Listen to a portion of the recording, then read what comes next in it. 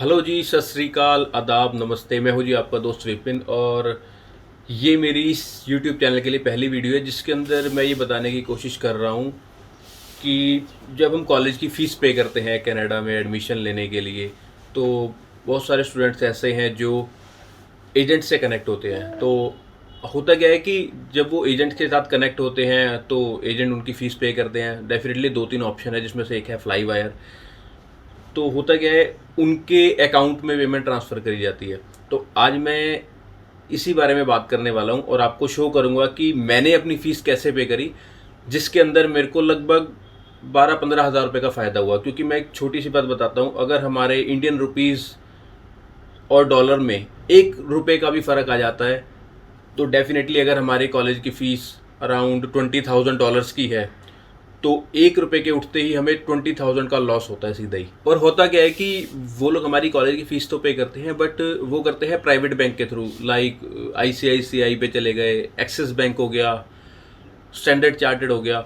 लेकिन मैंने अपनी कॉलेज की फ़ीस जो पे करी है वो करी है SBI के थ्रू। आज मैं आपको वही प्रोसेस समझाने वाला हूँ और आप इस चीज़ को देखो, समझो। और अगर आप अपनी फ़ीस खुद पे करते हो तो इसके कुछ टर्म्स एंड कंडीशंस हैं जो मैं आपको एक्सप्लेन भी करूँगा और शो भी करूँगा SBI की वेबसाइट के ऊपर।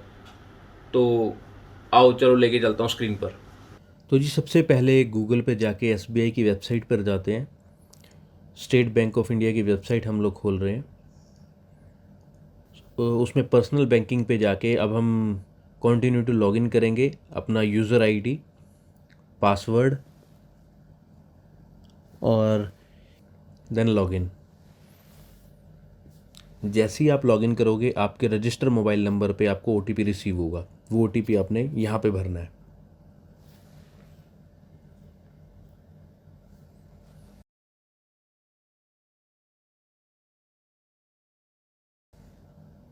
Then submit. अब आपके सामने SBI का लॉगिन हो चुका है आपका अकाउंट, और सबसे पहले ऐड एंड बेनिफिशियरी में क्लिक करना है। अब आपका जो प्रोफाइल पासवर्ड बनाया होगा आपने, यहाँ पे उसको सबमिट करें। उसके बाद फॉरेन आउटवर्ड रेसिडेंस बेनिफिशियरी पे आपने जाकर उस पर क्लिक करना है। जैसे ही आप इस पेज को ओपन करेंगे आप देखेंगे इसके अंदर हमने ऐड करना है क्योंकि हमने एक बेनिफिशियरी ऐड करना है जो कि फॉरेन रेमिटी बनेगा हमारा। बाकी आप देख रहे हैं मैंने इसके अंदर country name Canada, currency dollar, और हाँ मैंने इसको इंडिविजुअल नहीं इंस्टीट्यूशनल मैंने इसमें सेलेक्ट करा है। ये मेरा नॉन GIC है क्योंकि मुझे कॉलेज की फ़ीस पे करनी है। ट्रांजैक्शन मोड अगर मैं देखता हूँ तो इसके अंदर मैंने राउटिंग नंबर लिया है, क्योंकि हुआ क्या है कि जो मेरे को ट्रिबास की तरफ से इन्फॉर्मेशन, उन्होंने मेरे को अपना एक पेपर शेयर किया था जिसमें उनकी अकाउंट डिटेल्स थी, उसमें राउटिंग नंबर मेरे को दिया हुआ है, इसलिए मैंने इसमें राउटिंग नंबर सेलेक्ट करा है और जो नंबर उनकी तरफ से मुझे दिया गया है मैं उसमें डाल रहा हूँ।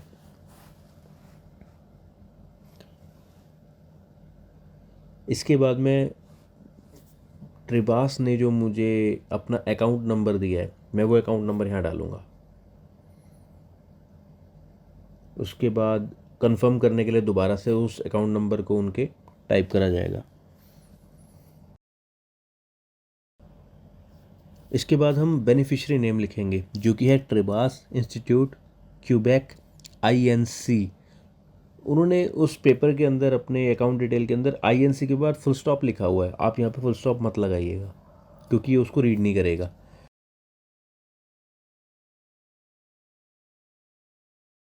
देन हम वहाँ का एड्रेस फीड करेंगे जो उन्होंने हमें दे रखा है।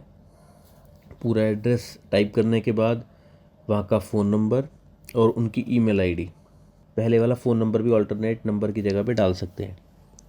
अब आप देख रहे होंगे यहाँ पे BIC ऑप्शन दे रखा है जिसमें इनपुट स्विफ्ट कोड है। इनपुट स्विफ्ट कोड भी उन्होंने वहाँ से हमें दे रखा था जो कि आप देख पा रहे हैं स्क्रीन के ऊपर।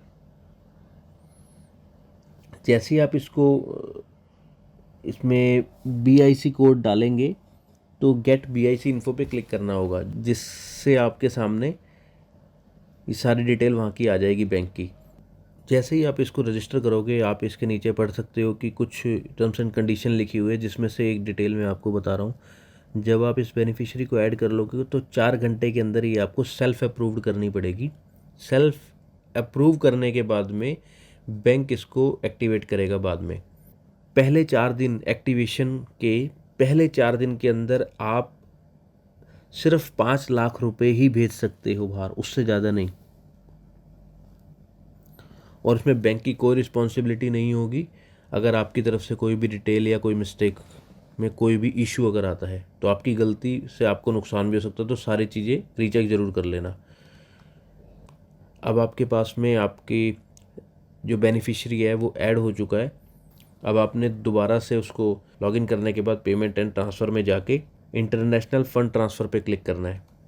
जैसे आप इस पर क्लिक करोगे वहाँ पे फॉरेन करेंसी ट्रांसफ़र पे क्लिक करना है। जैसे कि आप यहाँ पे अभी भी पढ़ पा रहे हो कि इसके ऊपर लिमिट दिखा रखी है कि आप 10 लाख रुपए से ज़्यादा भेज नहीं सकते। पर मैंने आपको एक कंडीशन अभी बताई थी कि एक्टिवेट होने के 4 दिन के अंदर आप 5 लाख रुपए से ज़्यादा नहीं भेज सकते। तीसरी और इम्पॉर्टेंट चीज़ जो बतानी थी कि ये आपकी हर ट्रांजेक्शन पे $10 एक्स्ट्रा चार्ज करेंगे, जो उस समय डॉलर का रेट होगा। फॉर एग्ज़ाम्पल हम लेते हैं कि हमने वहाँ $50 भेजने हैं, तो $10 आपके डिडक्ट हो जाएंगे अगर आपने 50 भेजे तो आपको $60 वहाँ पे भेजने होंगे, जिसमें से $10 बैंक का कमीशन है। अब हम आगे प्रोसीड करते हैं। जो हमने बेनिफिशियरी ऐड किया था, जब हम सेलेक्ट बेनिफिशियरी पे क्लिक करेंगे तो वहाँ पे ट्रिबास इंस्टीट्यूट ऑफ क्यूबेक INC-कनाडा लिखा आ जाएगा। और जब हम उस पर क्लिक करते हैं तो बाय डिफ़ॉल्ट जो एक्सचेंज रेट है वो, और आपने यहाँ पे पर्पस ऑफ रेमिटेंस सेलेक्ट कर दिया है, स्टडीज़ एब्रॉड। जितनी आपने फॉरेन करेंसी अमाउंट डालनी थी वो आप डाल चुके हो।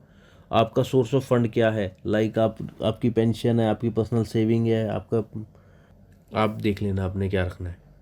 उसके बाद कंट्री का नेम, जो कि हम लोग कनाडा सेलेक्ट करेंगे क्योंकि हमने वहाँ पे पेमेंट शेयर करनी है। और रिमार्क्स के अंदर ज़रूर ज़रूर ज़रूर लिखना अपना स्टूडेंट नंबर, क्योंकि जो कॉलेज के पास डिटेल पहुंचेगी वहाँ पे ये रिमार्क में जाएगा कि ये आपके student ID number, student number के ऊपर ये फ़ीस आई है। जैसा कि मैंने आपको स्टार्टिंग में भी बताया था कि वहाँ पे एक लिमिट है। तो जैसे कि लिमिट हम बता रहे हैं कि 5 लाख रुपीज़ तक की लिमिट है पहले 4 दिन में अगर हमें पेमेंट शेयर करनी है तो। अदरवाइज़ 10 लाख तक की लिमिट है और हमारी फ़ीस डेफिनेटली उससे ज़्यादा ही जाएगी।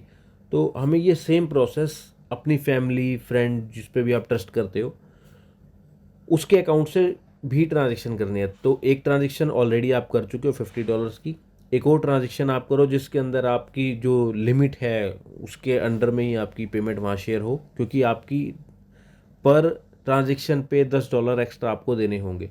एक ज़रूरी चीज़ आपको यहाँ पे और बताना चाह रहा हूँ कि अगर आप 7 लाख से ऊपर की ट्रांजेक्शन करते हैं तो आपको 5% TCS देना पड़ेगा, जो कि इंडियन गवर्नमेंट का टैक्स है।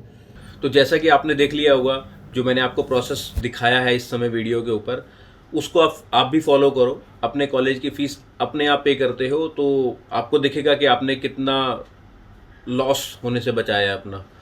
तो बस इतना ही मेरी आज की वीडियो में। अगली वीडियो के अंदर कुछ और अच्छी इन्फॉर्मेशन लेकर आऊँगा। और अगर आपको लगता है कि ये चीज़ें में कुछ भी डाउट, आपको कहीं पे कोई कन्फ्यूज़न लगे, आप कमेंट करके मुझसे पूछें, मैं कोशिश करूँगा उसका जवाब जल्द से जल्द देने का। थैंक यू जी, बाय बाय।